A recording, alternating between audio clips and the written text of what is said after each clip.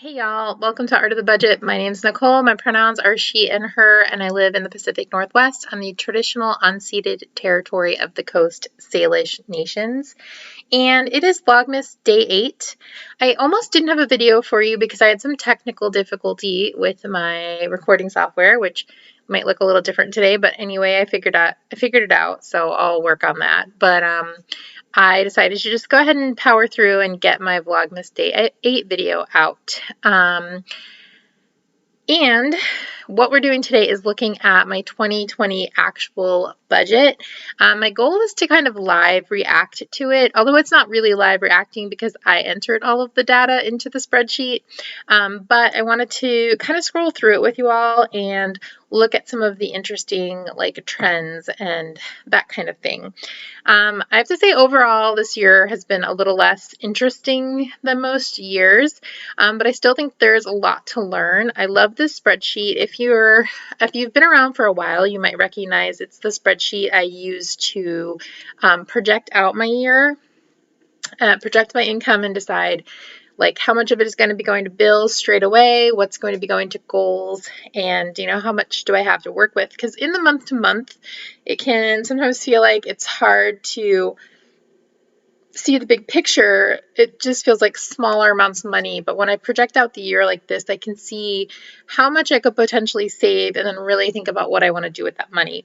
Obviously, like many of y'all out there, a lot of those goals got interrupted, but I love looking back on this data as well. So I oftentimes keep up with this data throughout the year. This year I wasn't as good, and so I had to go in and put it all in the other day. But actually that was kind of a fun trip down memory lane, money memory lane.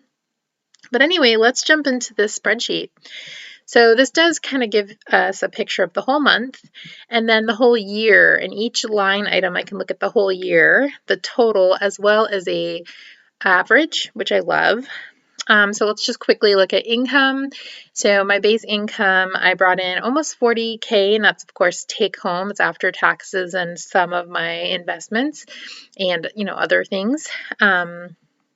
So yeah, that's pretty cool. About 40K was my take-home pay, and that did include 1/4 of adjunct teaching, so it's a little more than my base income. I'm going to scroll down to sharing, and so as you all know, I have a goal to share about 5% of my income, of my base income, and as I look at this year, I see that early on I was able to give a bit more. At the beginning of the pandemic, when we got the stimulus check, my giving was higher. I did sort of share the stimulus check over several months, but I put it in as one transaction just to keep the math kind of tidy. But when I put that together, in just sharing, I have about $1,500, and in stimulus sharing, that was $500. And I actually did the math, and 2,000 is about 5% of 40K, so that's pretty cool. Yeah, it definitely hasn't been a perfect year, but it's really nice to know that I did make that 5% mark. I'm going to scroll down a bit more. I didn't put savings in as I normally would. As you can see, this projected end balance carries over, even though I do a zero-based budget, and that's just because I wanted to track spending trends. So that's what I put in, if that makes sense. But I did put in just savings because that's where I put my interest income, and I made $237 this year just having my money sitting places and opening one bank account and getting a bonus. So that's pretty cool.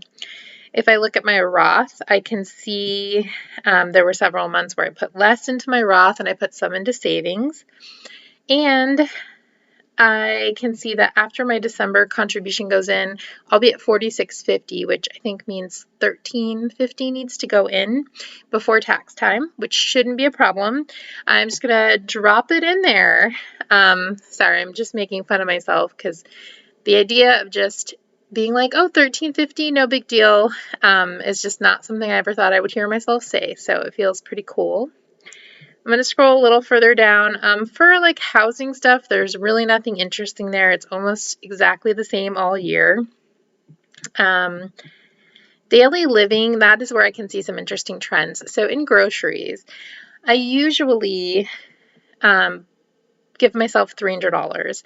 And I can see there are some months where I've gone well over that. So like in February, I think I paid for my CSA and it's $715, so way more than $300. But when I look at the average, it's about $359.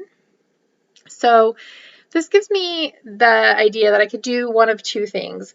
One, maybe 350 is just a more realistic number for me. Maybe I just change my budget and I now allot 350 for groceries.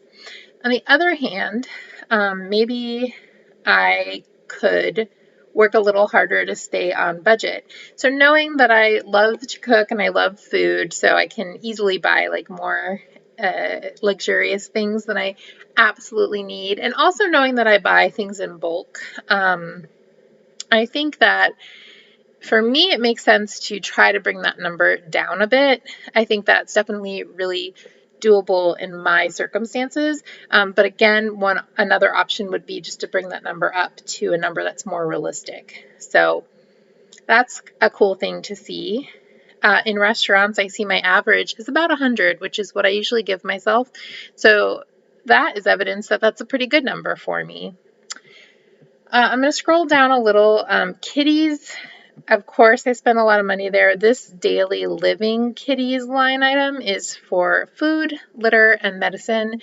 And you can see it's averaging $175, and the total for the whole year was about $2,000. We'll talk a little more about that as we get down to the bottom. I'm going to scroll past a good amount of stuff. Fun was another category where the average came out to be 100, which is what I usually allot myself. So even though there were months where that was over, I think that's a good number for me. Yeah, so we're going to scroll on down to sinking funds. And because I'm tracking expenses, I only put what I spent from these funds versus what I saved in them, which I think works out to make sense. And so cats, we're going to look at that again. I see that's $4,000 I spent. So $6,000 on my cats this year. It was an expensive year. But I'm really glad I was able to have those funds and take care of their health. And I would have happily gone into debt, but I didn't have to. And so I'm very thankful for that, especially considering the circumstances of the year. So that I've said before that I would like to have a $5,000 sinking fund. It's not a small goal for me. That's a lot of money. But that is definitely something I'm going to keep working toward. And in 2021, getting $1,000 set aside for them is going to be high priority.